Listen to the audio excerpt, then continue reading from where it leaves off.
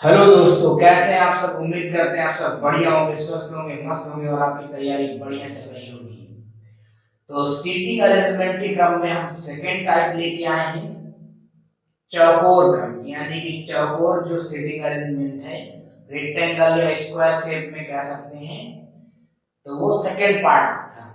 First part में हमने सारी चीजें आपको एक्सप्लेन कर दी थी, किस पार्ट में हमको क्या पढ़ना है, किस टाइप के क्वेश्चंस पढ़ने हैं, कितने टाइप होंगे। तो ये दूसरा टाइप है और इसके बाद आपका एक टाइप और है।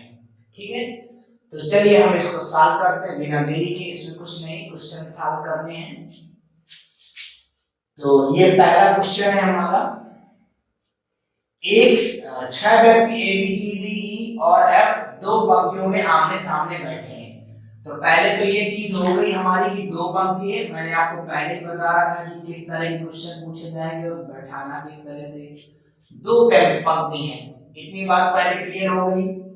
और दोनों में आमने सामने बैठे तथा प्रत्येक पंक्ति में तीन व्यक्ति। तो तीनों का हम स्थान डिसाइड कर देते हैं। एक यहाँ बैठेगा, एक यहाँ बैठेगा और एक यहाँ। क्वेश्चन कह रहा आमने सामने मुंह करके बैठे हुए हैं, तो आमने सामने मुंह हो गए। ठीक, आप देखिए ये किसी भी पंक्ति में अंत में नहीं है। तो मतलब अगर ये इसमें हो या इसमें, ई को हम यहाँ दे देते हैं और यहाँ भी दे देते हैं, क्योंकि हमें ये नहीं बता रहा है कि कौन सी पंक्ति में है, लेकिन ये बता रहा है कि किसी भी पंक्ति में वो अंत में नहीं है। तो अंत में हमने ई को दोनों में नहीं रखा। ठीक, अब अगला स्टेप देखते हैं। डी एफ के बाएं दूसरे स्थान पर है। तो अगर इस पंक्ति में बैठेगा डी तो इधर बैठेगा, और इधर बैठेगा तो इधर बैठेगा। क्यों? क्योंकि अगर एफ को यहाँ कर दे तो बाएं दूसरा होगा ना, क्योंकि हम ऐसे मुंह करके बैठे तो ये हमारा बायां हुआ। तो अगर एफ यहाँ पे तो पहला और दूसरा बायां होगा, और इधर बैठे हैं तो पहला और दूसरा बायां यहाँ होगा, यहाँ एफ होगा। तो अभी ये भी क्लियर नहीं है। ठीक है, अब सी जो ई का पड़ोसी है, डी के विकर्णवत बैठा है।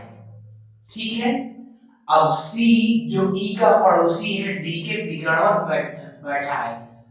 तो सी अगर हम यहां कर दें तो कह रहा ई का पड़ोसी है, तो सी यहां भी हो सकता है और यहां नहीं हो सकता। क्लियर?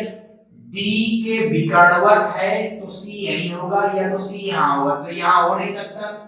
ठीक, इस चीज को ध्यान रखिए। अभी देखिए बी एफ का पड़ोसी है। अब यहां से चीजें क्लियर होंगी। जो बी है वो एफ का पड़ोसी है, तो एफ कहां रखते हैं आप, यहां या यहां? अगर यहां रखेंगे एफ तो बी उसका पड़ोसी नहीं बनेगा, यहां रखेंगे एफ तो बी उसका पड़ोसी नहीं बनेगा। तो एक काम करते हैं, यहां बी रख देते हैं। अब ये क्लियर हो गई चीज, बी एफ का पड़ोसी हो गया। जब बी यहां हो गया तो ई का भी स्थान बिल्कुल क्लियर हो गया कि ई यहीं बैठेगा। ठीक, अगर ई का क्लियर हो गया तो डी का यहां क्लियर हो जाएगा, क्योंकि डी एफ से बाएं दूसरा था। अगर डी का क्लियर हो गया तो यहां बिल्कुल सी का क्लियर हो गया। ठीक, अब बचा क्या हमारे पास, ए बचा, ए यहां बैठ जाएगा। अब हम एक बार इसको चेक कर लेते हैं, क्रॉस चेक की हमारा सीटिंग अरेंजमेंट सही है या नहीं। तो पहले में आएगा ई किसी भी पंक्ति में अंत में नहीं है, बिल्कुल नहीं है, बीच में है। दूसरा आएगा डी एफ के बाएं दूसरे स्थान पर है। डी एफ के बाएं दूसरे स्थान पर अगर हम ऐसे बैठे हैं, क्योंकि आमने सामने बैठे हैं, ठीक है, तो ये भी सही है। सी जो ई का पड़ोसी है, सी जो ई का पड़ोसी है डी के विकर्णवत यानी कि डायगोनल में बैठा है, विकर्ण में बैठा है, तो ये भी क्लियर हो गया हमारा। अब इसके बाद एफ बी का पड़ोसी है, एफ बी का पड़ोसी है, बिल्कुल। तो सारी चीजें बिल्कुल क्लियर हो गई। अब इसमें कुछ क्वेश्चंस पूछे गए हैं और इसमें से ढेर सारे क्वेश्चन पूछे जा सकते हैं कि डी के अपोजिट पे कौन बैठा है, बी के अपोजिट में ई के, सी के, एफ के, इस तरह से इसमें क्वेश्चन पूछे जाएंगे। तो यहाँ पे कुछ क्वेश्चन पूछे गए हैं, बी के सामने कौन बैठा है। तो बी के सामने कौन बैठा है, हमारा ई बैठा है। फिर इसके बाद विकर्णवत बैठे दोस्तों का जोड़ा। तो एक जोड़ा तो ये हो गया डी और ई, डी और सी, और ये भी विकर्णवत है कि नहीं है, ठीक। तो एक एफ और ये डी और ई एंड एफ कामा ए, तो दो दोस्त ये विकर्णवत है और दो दोस्त ये विकर्णवत है, ठीक है। अब अगला क्वेश्चन है डी का पड़ोसी है, तो डी का पड़ोसी बी है और कोई हो नहीं सकता क्योंकि डी के पड़ोस में बी है, इधर कोई है ही नहीं। तो इस तरह से इसमें क्वेश्चन पूछे जाते हैं। एक क्वेश्चन अब और सॉल्व करते हैं, आपको ये चीजें पूरी तरह से क्लियर हो जाएंगी। देखिए एक क्वेश्चन और सॉल्व करते हैं जिससे बाकी चीजें आपकी बिल्कुल क्लियर हो जाएंगी। पी क्यू आर और एस कैरम खेल रहे हैं, तो कैरम आप जानते हैं चौकोर होता है, ये कैरम है, चार लोग हैं, एक यहाँ यहाँ यहाँ ऐसे बैठेंगे, चार लोग कैरम खेलने में, ठीक है। कैरम खेलने में आमने सामने बैठेंगे ना चार लोग, ये तो क्लियर है।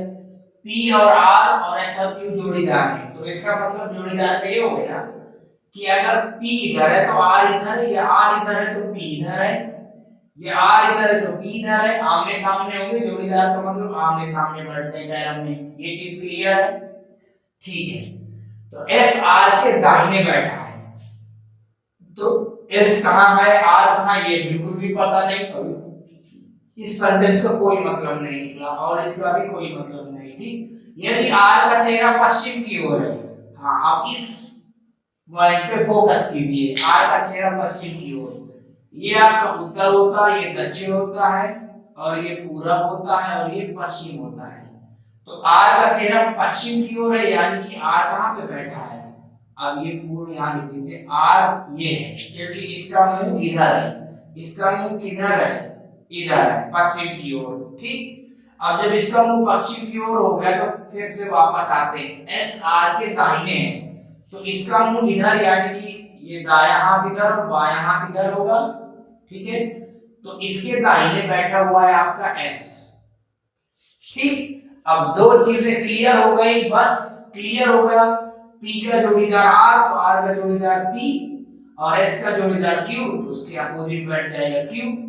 बस ये एक पॉइंट था पश्चिम दिशा वाला, और साथ में ये एस आर के दाएं बैठा, बस इसी पॉइंट में सारी चीजें क्लियर हो गई। अब क्वेश्चन पूछना तो क्यू का चेहरा किस दिशा में है, अब बताइए क्यू का चेहरा, ये क्यू है आपका, किस दिशा में, तो क्यू का चेहरा है उत्तर दिशा में,